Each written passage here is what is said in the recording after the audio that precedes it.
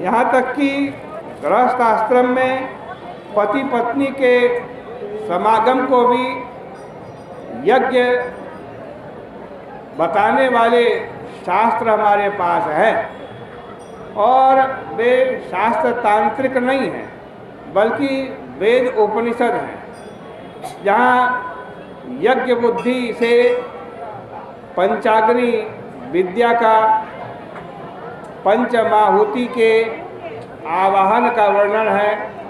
वहाँ कोई कहे कि हमारे शास्त्र लौकिक नहीं, तो वहाँ उसका आक्षेप बिल्कुल व्यर्थ है। वे केवल परलोक के ही लिए नहीं हैं, इस लोक के लिए भी हमारे शास्त्र और धर्म ग्रंथ हैं।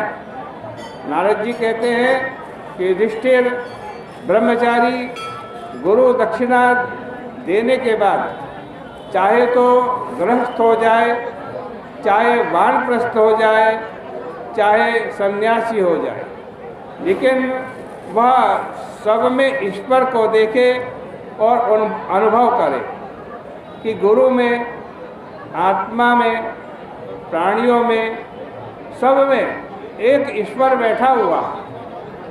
अंत में ब्रह्म ज्ञान होता है और परमात्मा की प्राप्ति होती है।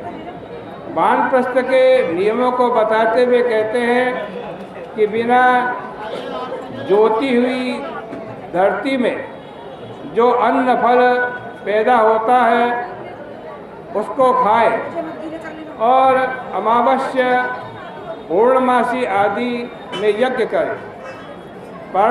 पर्णकुटी या गुहा केवल अग्नि के लिए बनाए, अपनी सुख सुविधा के लिए नहीं बनाए। उसको वानप्रस्थाश्रम या संन्यासाश्रम बनाने की ज़रूरत नहीं है। थोड़े में ही बहुत अच्छी गुजर हो जाती है। अपने लिए कोई निर्माण नहीं किया जाता, वह वानप्रस्थ नियमों का पालन करे।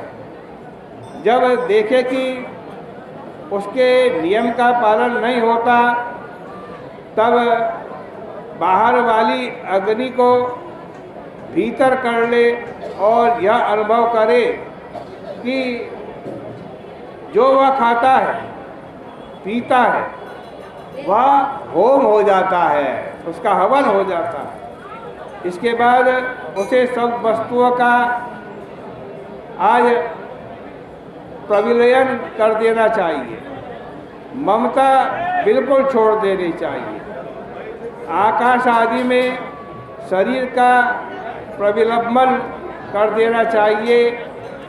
शरीर के अंदर जो छिद्र है वे आकाश में चले गए, सांस वायु में चली गई, गर्मी तेज में चली गई, खून पानी में मिल गया, अस्थि मांस आदि धरती में मिल गए।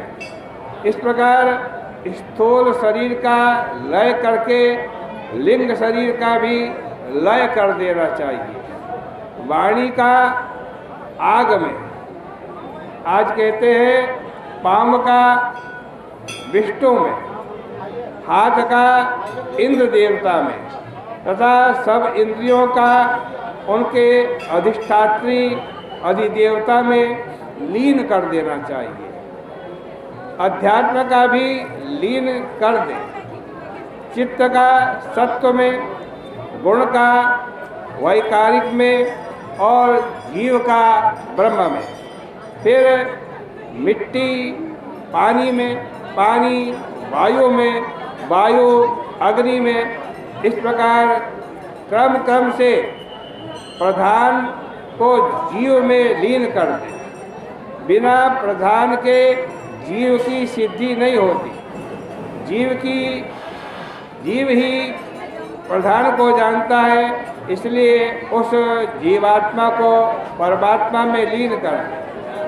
जब अपने आप में अग्नि का आरोप कर लेते हैं, तब वानप्रस्थ की जगह सन्यासी हो जाते हैं।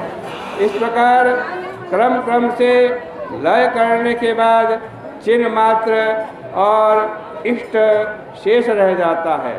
अब ज्ञान अब जान लिया कि अद्वय तत्व के सिवाय प्रत्यक्ष चैतन्याभिन्न ब्रह्म के सिवाय और कुछ नहीं, अपना आपा ही सब कुछ है।